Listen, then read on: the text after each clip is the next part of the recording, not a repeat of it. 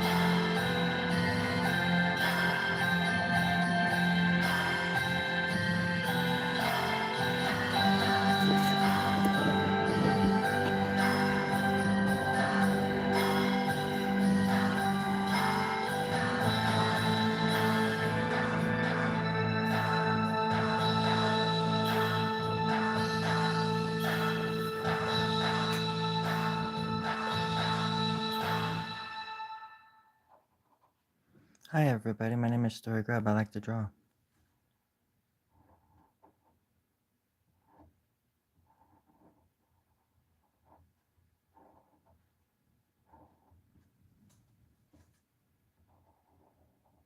I've been drawing since the 90s were the 80s. and beyond. While there's a lull, might as well sing the art song. It goes something like this.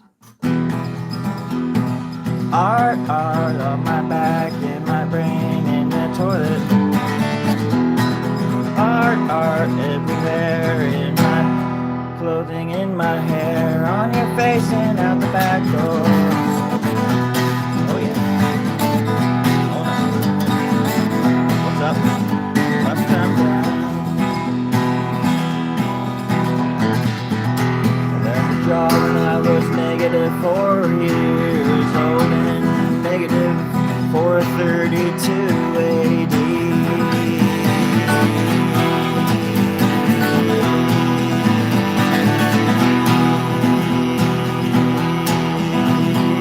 Don't know why I dragged that note out for so long, but it felt kinda good, and now I feel like I can finally breathe.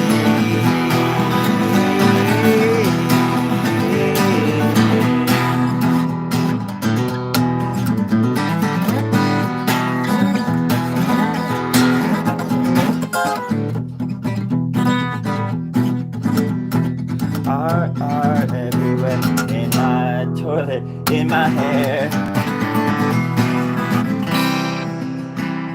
'Cause I like to draw more than I like being alive.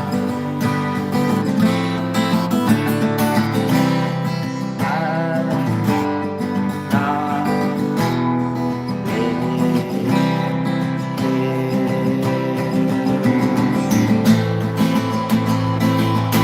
but my art's still alive.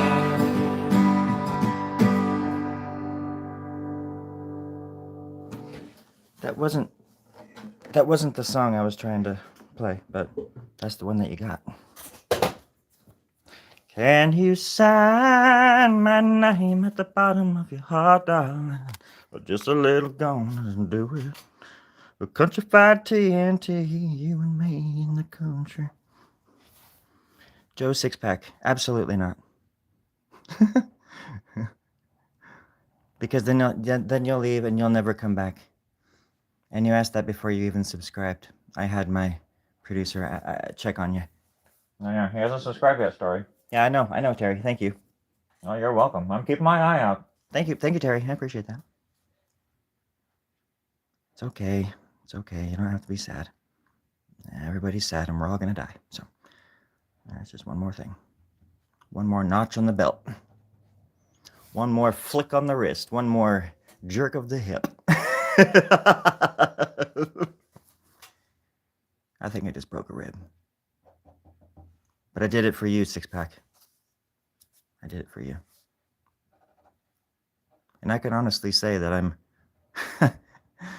I'm one short of a six-pack myself. Sorry. Got something in my throat. It was a bad joke. Tasted like 1987. Ugh. What a year. What a trippy-ass, boring year that was. I think I was around 7. 7 was one of those invisible ages. Six-pack, I liked being invisible. You know what, Joe? I've never told anybody this before, but you know, I miss the 80s. I miss the 90s. I miss grocery shopping in the 80s, late 80s especially. 88, I think, was the best year so far. I'm sure I'm gonna get a lot of hate for that one from the negative 14 people that are watching, but if I do, it's right in time for winter to end and start anew again. There you go. Is that your name? Is that how you spell it? How do you spell your name? I'm so confused. And whose bottom do you want me to sign it on? What? Who? Come on, Joe. I should have known. You're already gone. You played a hit and run. And that was the best summer of my life. The summer that me and Joe went out on the road. We formed the band Six Pack. We were six-packing fools back then. Dusting punks left and right. Not in a violent way. On the stage. Through the art, of course. We'd go on tour with these sons of bitches. And then we just tear them apart. We called it the Terrible Tour. Because they were very tear-able. They were able to tear very easily. And me and Joe, we had the time of our lives that summer. The six-pack, the band itself was broken up one night when something came between me and Joe. Something dark. Something ancient. Undescribable. That's probably drugs or something. But then he took the name Six Pack and he started his own band. And he still plays a lot of my songs in that project, don't you, Joe? You son of a... Are you coming here to taunt me, Joe? You son of a... I miss you so goddamn much, Joe. And I want my name back. I mean, my name's Trey. Trey Six Pack, you know. But I don't go flaunting it. I would never do that to you, Joe. I miss you. I want to jam with you again. That was some fun times. Let's make some money. Let's rock and roll. Let's do a reunion tour or something like that. I don't think anybody remembers us. But we might be able to play a few bars or open mics or something, Joe. Come on, Joe. Just be a six-pack about it and let's do it. How about that? How about them apples? How many apples does it take to be a bushel? I think 4, Joe. But tonight I'm gonna suspend my disbelief, and I'm gonna call it a sixer. That way we can just go with the six-pack right there, Joe.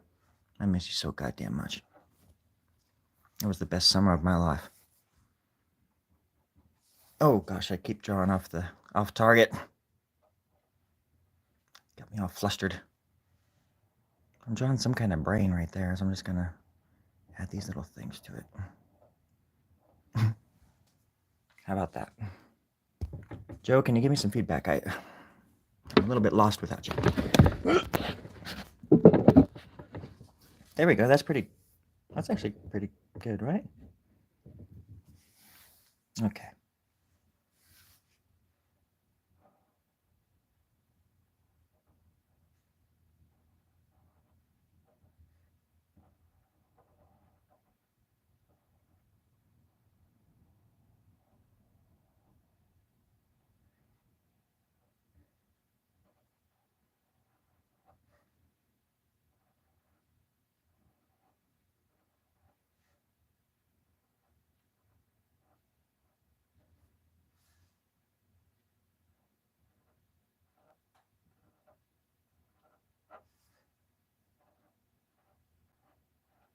Sometimes all you gotta do is just add some little lines, Joe. And you'll never want ever again. That's a little too close. There, that's the spirit.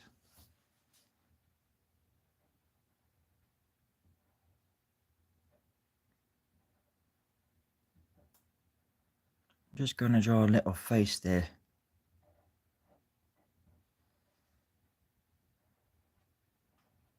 And as many of you don't know, because nobody watches me, I love nobody.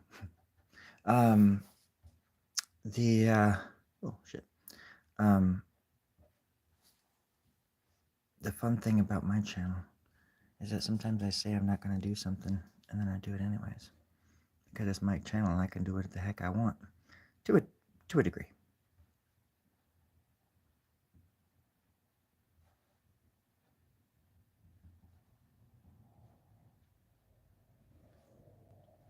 It's a little butterfly there, but it's like a bird. It's a dead bird, a broken bird, a little bird. But it's a bird nonetheless. It's hope. Even if it's broken, it's still hope.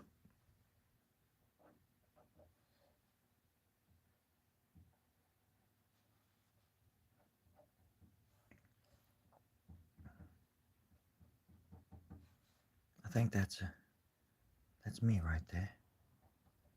Trying to look cool. In a classroom full of cooler people than me. Wouldn't you know it, Ninja? Snuck in without me seeing you again. Thank you. You challenge me every minute of every day. and I'm endlessly surprised by your abilities. Superhuman. Quite. I just flipped. I did a backflip. I made that noise, right? That's what that was. It wasn't gas. Don't you dare. Don't you dare. Don't you dare laugh at me.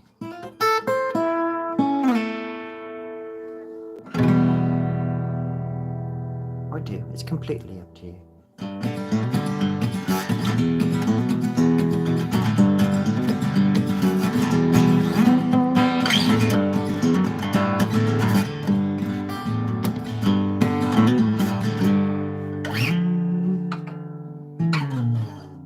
Alright. That was closer. That was closer. I'm trying to come up with a frequency to talk to God without having to do all the legwork. So far, I haven't really gotten there yet. But I'm still working at it. And I'll let you all know when I find out. What I find out, when I find out. Well, it's not a matter of if, I believe. I believe pretty hard. So that means it's going to happen for sure. Probably not in this lifetime, though. That's something to look forward to. And backwards, too. As I don't think time and space are a linear. It's not a linear adventure that we're on right now, folks.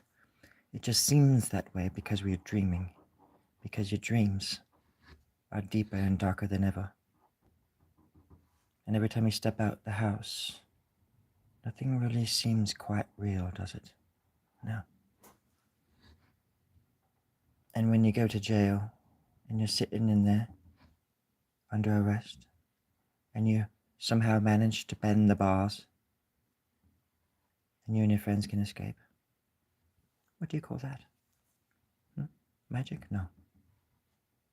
Matrix? Yes.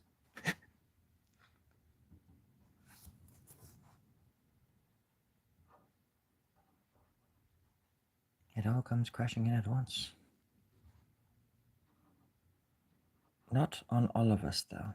Only on some of us. And then, when it finally does happen to us, there we are. And there we go.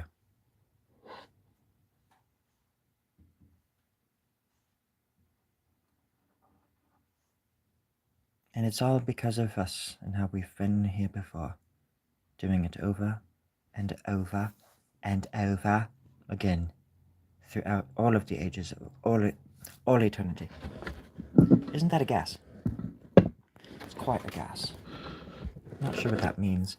I used to work at an Exxon gas station when I was 22, right? And I actually pumped the gas. So when people said that about the gas thing, it hit home. It was a little bit personal. Here we go. Just gonna add a little filth right here.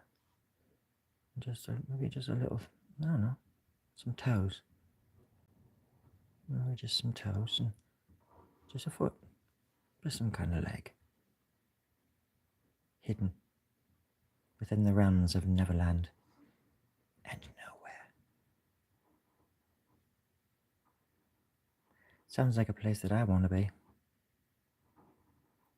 Or maybe a place that I built for myself in my dreams. Nowhere, Neverland. Also sounds like a great country western song that was never written by a greater man than I. He had no name. But I see him in my sleep. Son of a bitch haunts me. Son of a bitch. Hold on. Hey, Bliss.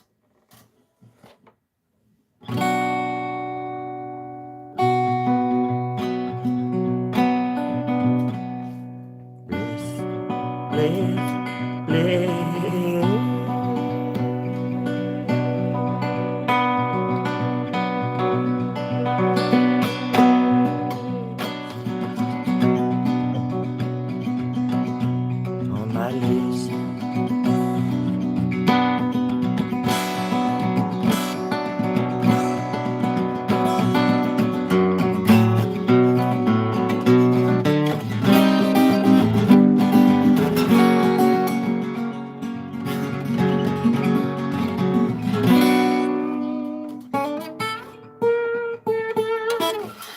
there's been a lot of that going around.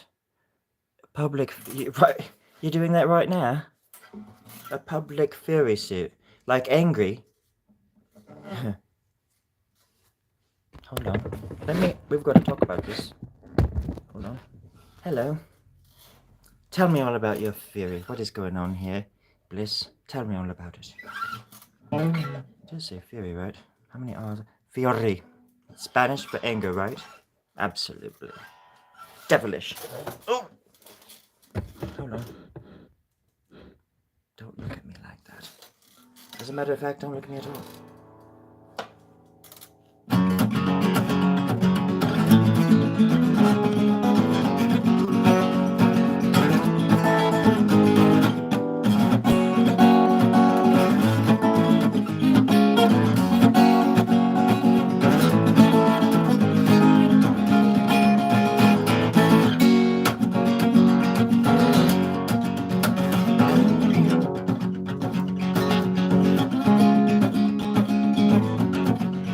Quite.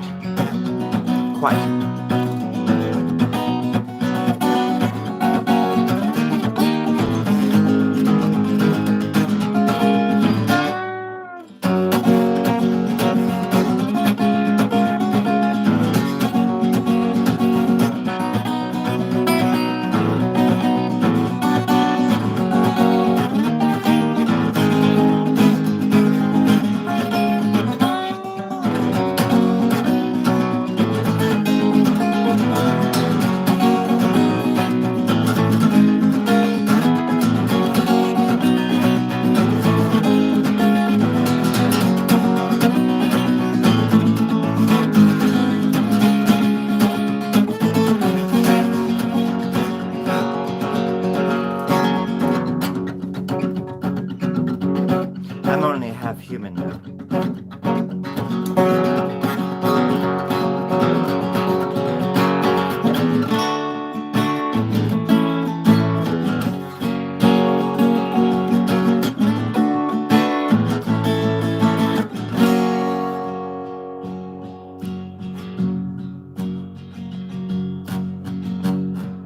Descended from monkeys, or angel-like junkies, making plans to overthrow God. The distance is closing. 10 miles imposing. Whatever you do, don't get caught. Whatever you do, don't get caught. They follow the leader. Sometimes when you think they're free, they are.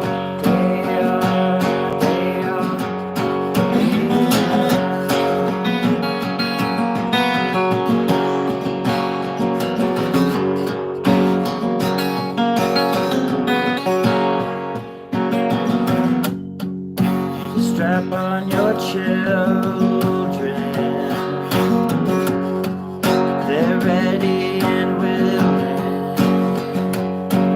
When you notice them getting smart, you gotta keep them guessing. Teach them a lesson. Make them think you've got a good heart. Make them think you've got a good heart. Compete with nothing.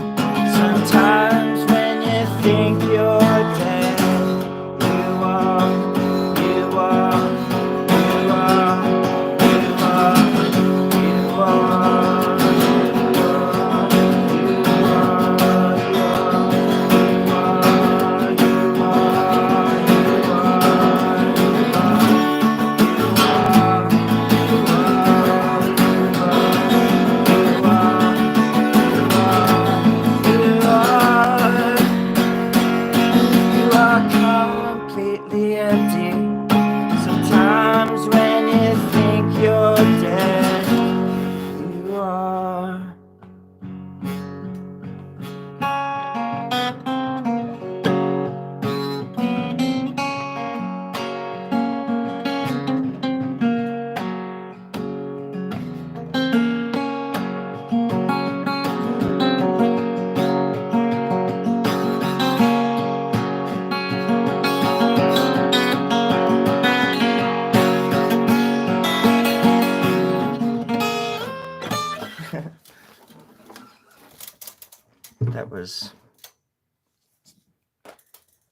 That was something.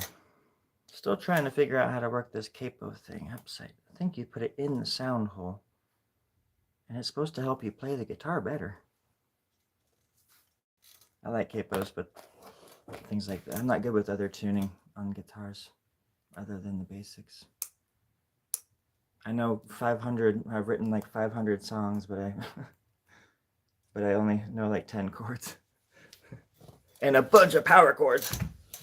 That wasn't a fart, that was my butt rubbing against the chair, I promise. It's not gonna do it now. Anywho. I should work on this drawing. Hello, Savage. How are you? You're half British, that's right. I found out a little while ago that I was actually,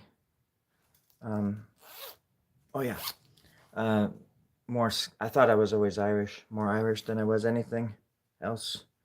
But it turns out I'm very Scottish. That's why I've got this thick Manchesterian accent with a lisp, apparently. That gets me far in this world. You know, I have all the breaks. You know, I got all the anger from I was gonna say patriarchy. Well, I meant my dad, like my dad's side of the family, just a bunch of angry fucking men. My mom's side is pretty cool, but like musicians. But my grandma on my mom's side was pretty different as far as like when she showed love to my aunt and my mom and stuff. I grew up with my grandma, so it was, and she wasn't like that with us so much, or if she was, we didn't really see it. But we also made her laugh and stuff, so it was, you know, the grandkids always get the best, not maybe the best versions, but you know, they get a different version of the grandparents than the actual your parents do, and that was when I started like really feeling for my dad, because I didn't like my dad for a really long time, just, you know, general stuff as far as like how we were raised and that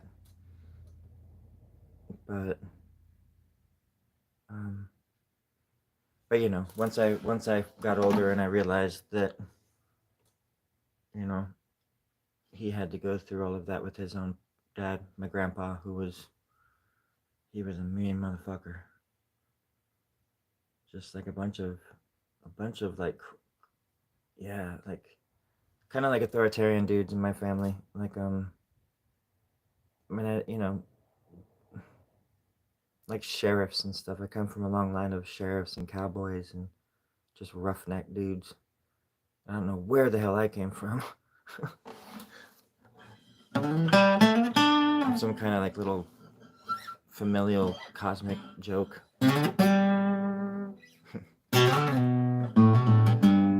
But art, that's the thing, you know, my mom's side had music. My grandpa on my mom's side was a musician, pretty much a professional, well, he was a professional musician. He played gigs all the time, apparently. And then on my dad's side, there was visual artists and stuff, so I'm a perfect mixture of all of them, pretty much.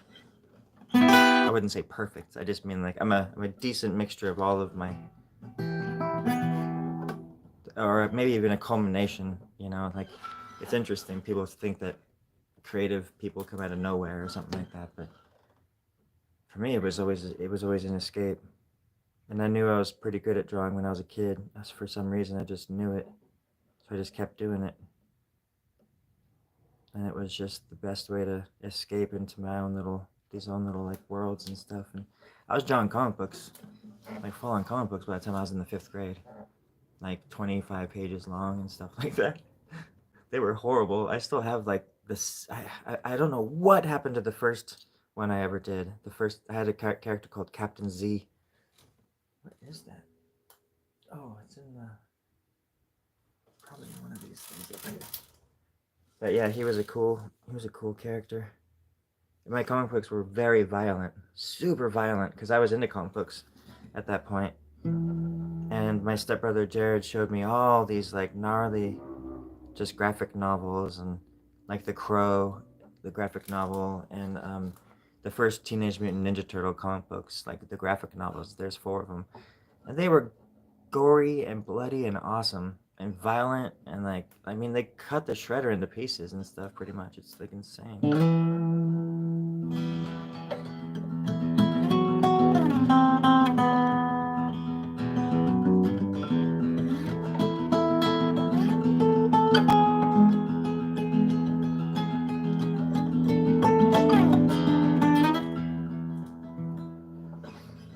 I love the Ninja Turtles. But yeah, by the time I was in the 5th grade, I was teaching myself how to make my own comic books. And yeah, by the 6th and 7th grade, I was like full on into like issue 12 and 13 and stuff. Yeah, and I did that all the way through high school. I did Captain Z comic books all the way up until I was 17 years old. And then of course when I left high school, I was only 17, and when I started life, I was pretty much only 17 in a way. And I got away from comic books for a long time because I was introduced to like Dali and the Surrealists and stuff at like 18. And then I had my own art history lessons that I would do by myself. I would rent a bunch of books from the library and just go absorb them, and just learned all about like all these ancient artists and like Renaissance artists and, you know, modern artists, impressionists, neo-expressionists, the Dadaists.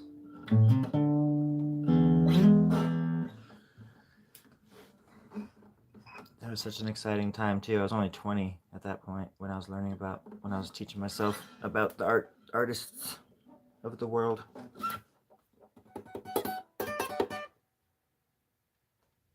And I just remember my head was just filled with so much color. And yet when I drew, it was the same kind of stuff as this, you know? I would be doing this kind of work. And I'd still be drawing with my pen, even though I was like amazed by all of these these oil painters. But I always thought that I would just become an oil painter. And I did for a minute until I got my cat, and then she kind of took over my life.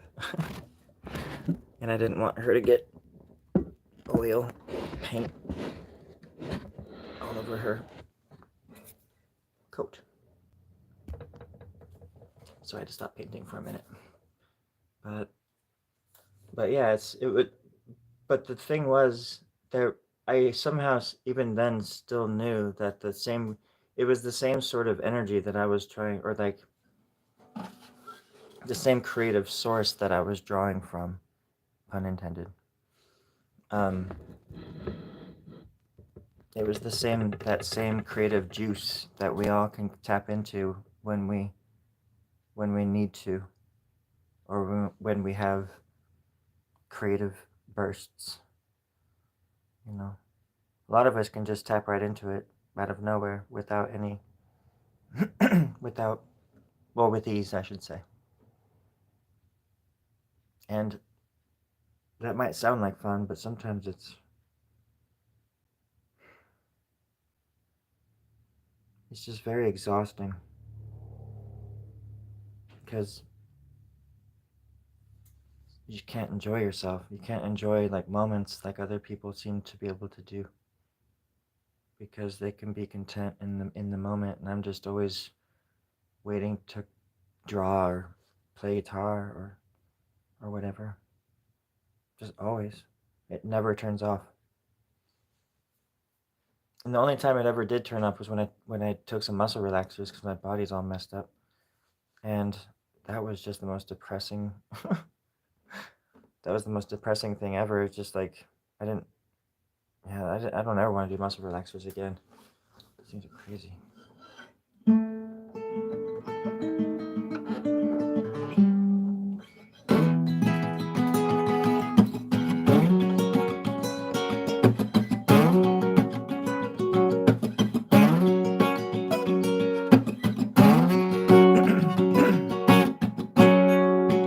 We were doing fine. The storm was in its place.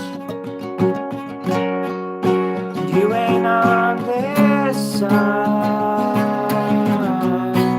but you're laughing anyways. And what you gonna find? What you gonna do without it? You know the man-made time to confuse the problematics, and the simple mind won't help to relax the hordes. The boss is masterful.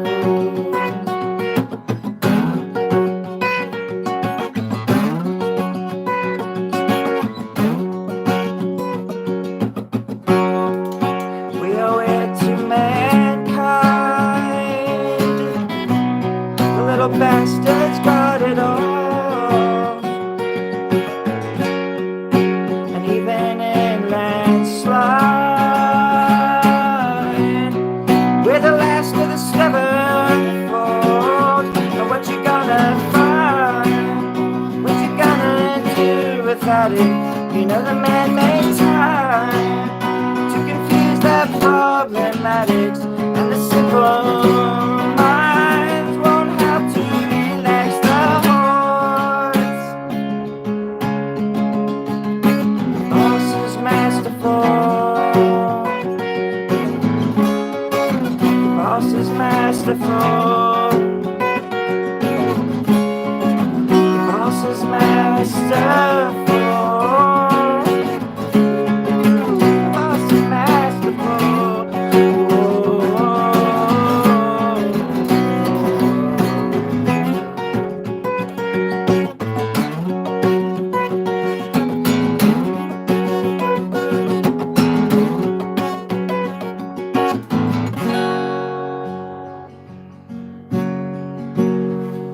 There's a little spider that was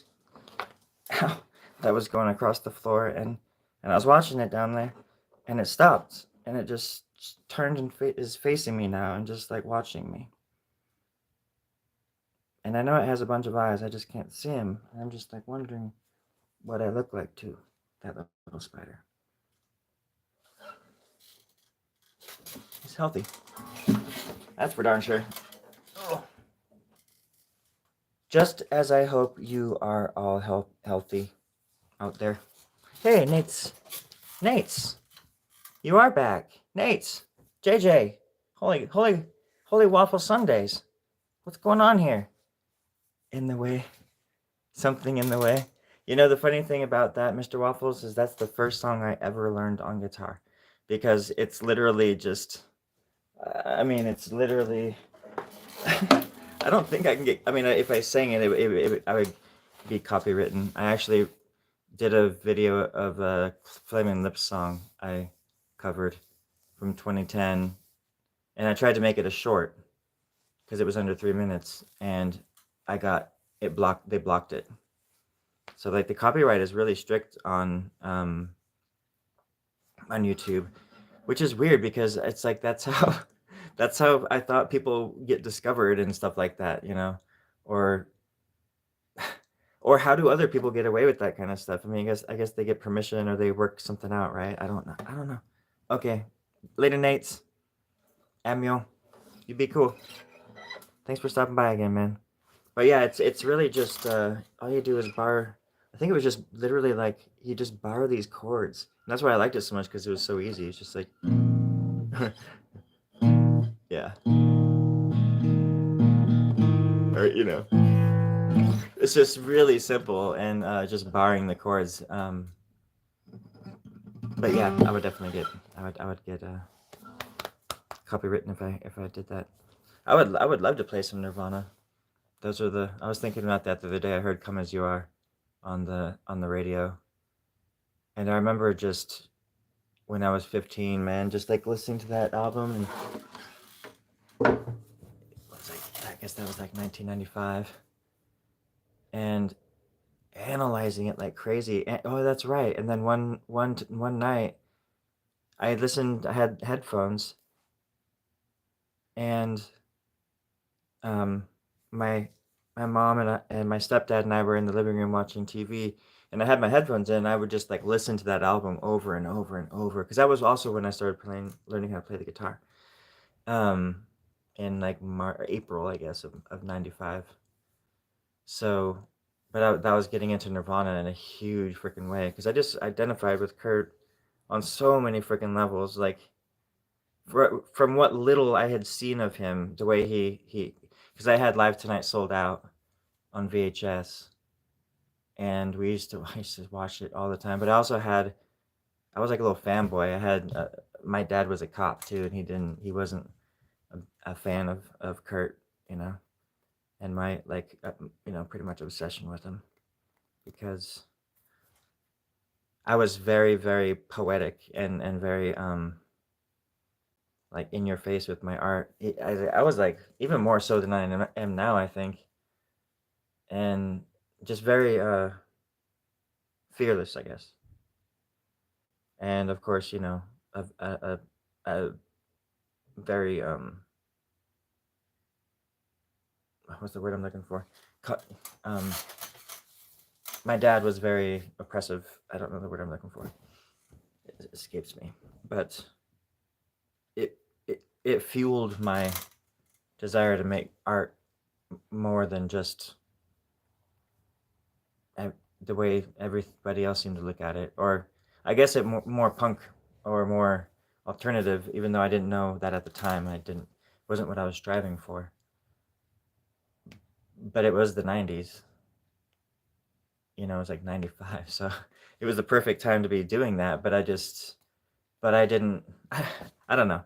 It's not like I didn't even have MTV. I didn't have cable TV. So I everything was like pictures and posters and articles from magazines and just still shots of Kurt, and like every once in a while being able to see a music video of his if I went over to my or somebody's house or like my grandma's house where she had MTV.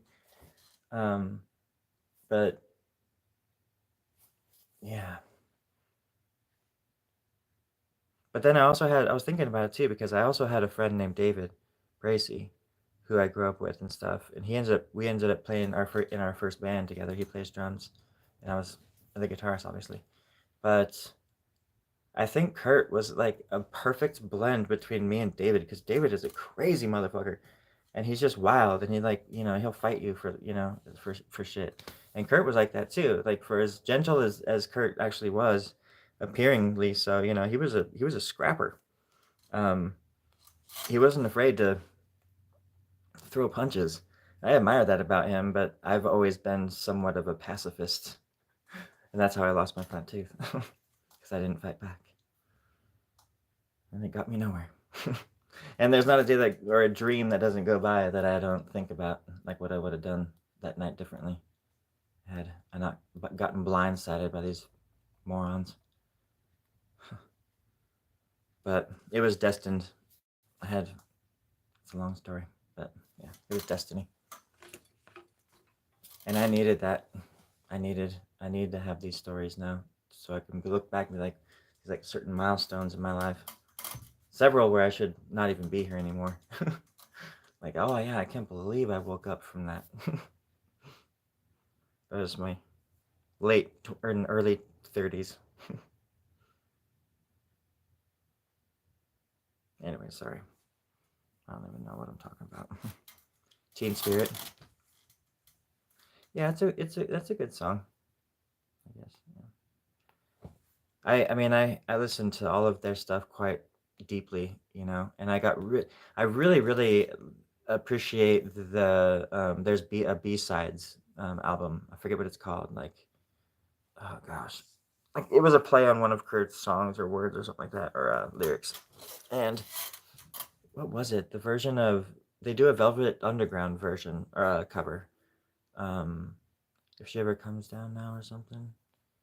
And I love their demos. I love Nirvana demos and Incesticide and In Utero has elements of that kind of stuff, but In Utero's weird because it's fucking recorded by Steve Albini, but you can't even hear the bass. Like I love Chris's um, bass lines, but you can't hear the bass for shit in that album. And a funny side note, my band opened up for Chris Novoselic's band Giants in the Trees in Boise, and I got to meet him. like before the place opened and stuff. And he was like, "Are you the guy that's been saying nice things about us on Twitter?" And I was like, "That's me, man." And I'm like, "And you're the reason I fucking play the guitar, dude. Nice to meet you." Because him and Kurt, man, god damn. Like, they're the reason I picked up a goddamn guitar in the first place. So it was a fucking honor to fucking share a show with him and his band. His band was really cool too. Giants in the Trees. They're just pretty good, like a weird alternative folk rock sort of thing. They met up in Washington. Apparently, they put like a message. There was like a message board up where Chris lives out in the boonies in Washington, and there's like a Grange Hall or something. And if you don't know what that is, Google it. But there's a Grange up there because it's out in the country, you know. And there's a bulletin board, and they said that they put up a poster saying like, "Hey, if anybody wants to have an open jam, come to this on this date or whatever, you know, to the Grange."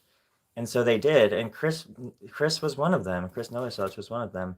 And then there was like 5 people, a drummer and a guitarist and a singer and shit. And then they just were like, "Oh," they were the only ones that showed up. They were like, "Oh, you want to start a band?" But that was a great show too. It was a lot of fun.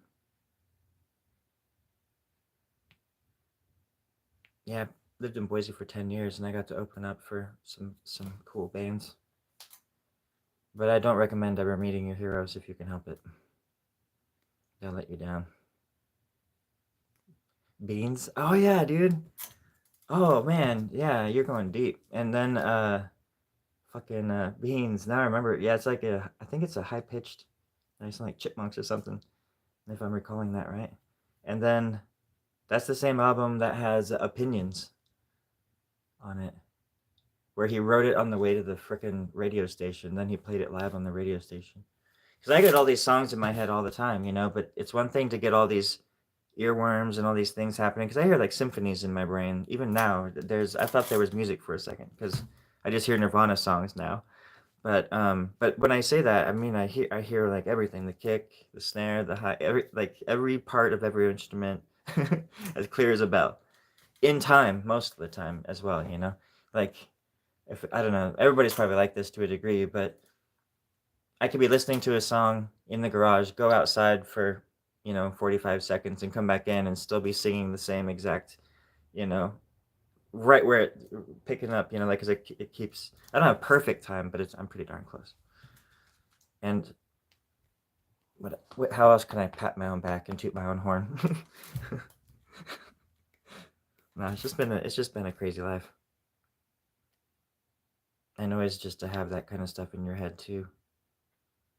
And when you're an artist, and if you ever want to put yourself out there, there are chances that you're going to meet interesting people, hopefully, and good people, obviously, and everybody, and just like regular muggles. But when you find a gaggle of artists, that have passion, and like, I think it's important to be humble. I mean, I'm a badass, I'm a kick-ass genius badass, but I mean, I'm pretty humble about it. Mm-hmm. No. You got to have a stupid, a bit of a head on your, if you want to, like, the art world will eat you alive if you're not careful. So you've got to have a, I don't know, not tough skin, because I certainly don't.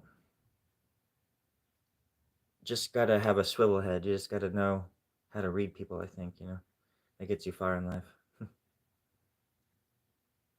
Just learning how to read people, which it can also be scary when you find somebody that can read you back. It's you or them. Put them down. God, no wonder I can't see anything. Oh, that's much better. Whoa!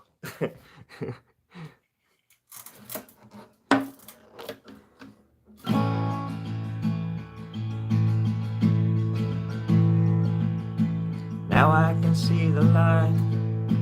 I'm gonna die. Now I see where I'm gonna die. I can see the light. Oh, the light killed me. Oh, it killed me. Once again.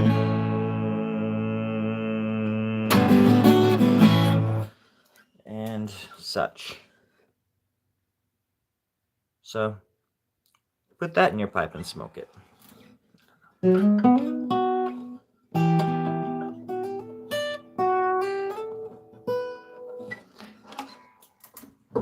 I used to record a lot, but I haven't had anywhere to record or any.